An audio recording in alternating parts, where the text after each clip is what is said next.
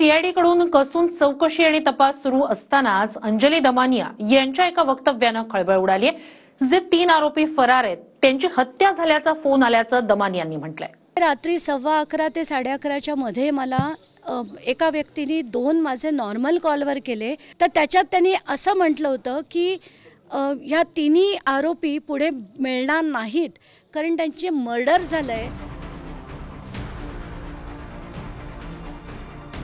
अंजली दमानिया यांनी केलेला दावा धक्कादायक आणि खळबळ उडवणार आहे। सरपंच संतोष देशमुख यांच्या हत्या प्रकरणात जे 3 आरोपी फरार आहेत त्यांची हत्या झाल्याचा आपल्याला फोन आल्याचं दमानियांचं म्हणणं आहे।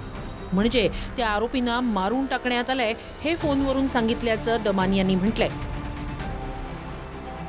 रात्री 11:15 ते 11:30च्या मध्ये मला एका व्यक्तीने 2 माझे नॉर्मल कॉलवर केले आणि म्हणाले की तुम्ही व्हॉट्सॲप कॉलवर या। त्याच्यावर त्यांनी मला व्हॉइस मेसेजेस टाकले, तर त्याच्यात त्यांनी असं म्हटलं होतं की ह्या तिन्ही आरोपी पुढे मिळणार नाहीत कारण त्यांचे मर्डर झालंय आणि 3 प्रेतं जी आहेत ती कर्नाटकाच्या बॉर्डरवर मिळाली आहेत। आता ह्याच्यात किती तथ्य आहे किती नाही आहे तो राजकीय पेरलेला होता की नाही मला नाही माहिती, पण ही माहिती मी एसपींना काल रात्रीच दिली आहे।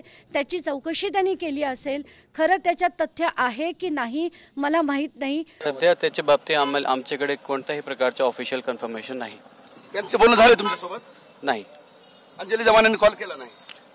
अंजली दमानियांनी मला माहिती दिली होती, पण त्याच्या बाबतीत आता ऑफिशियल कन्फर्मेशन आमच्याकडे काही आलेलं नाही। या विधानात काही तथ्य नाही सर? नाही, सध्या there is no official confirmation. बीडचे पोलीस अधीक्षक नवनीत कावत यांनी आपल्याकडे अशी कोणतीही ऑफिशियल माहिती नाही असं म्हटलंय। मात्र जे फोन कॉल्स आणि व्हॉइस मेसेज बद्दल दमानिया बोलतायत ते दमानियांनी संतोष देशमुख यांच्या भावालाही ऐकवलेत। 3 डेड बॉडी सापडले, पण काही खात्रीलायक माहिती नाही, अजून आपण ओपन नाही करायचं। ते विश्वेश्वर कल्याणला 3 डेड बॉडी सापडले, पण काही खात्रीलायक माहिती नाही, अजून आपण ओपन नाही करायचं। सरपंच हत्या प्रकरणात आतापर्यंत 7 जणांवर गुन्हे दाखल झाले, त्यापैकी 3 फरार आहेत। हत्येत सुदर्शन घुले, कृष्णा आंधळे, सुधीर सांगळे, विष्णू चाटे, जयराम चाटे, महेश केदार आणि प्रतीक घुले हे आरोपी आहेत। यातील सुदर्शन घुले, कृष्णा आंधळे, सुधीर सांगळे हे 3 फरार आहेत, तर इतर 4 अटकेत आहेत।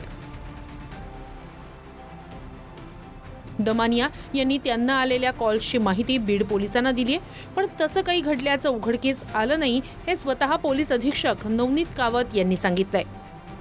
लक्ष्मण जाधव, TV9 मराठी, बीड।